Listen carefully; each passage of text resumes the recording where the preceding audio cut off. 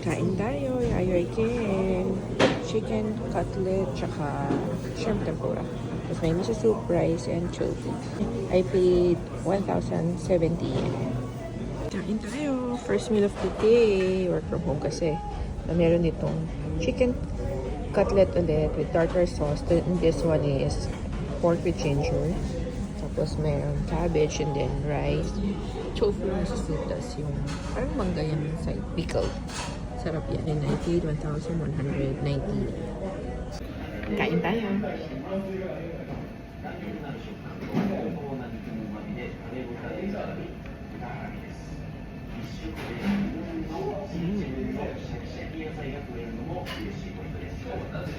Sarap talaga ng chicken nila. Ang juicy. It's a tender.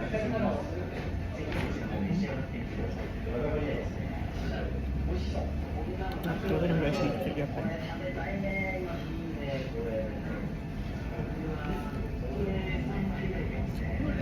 Sarap din yung ano, yung pork.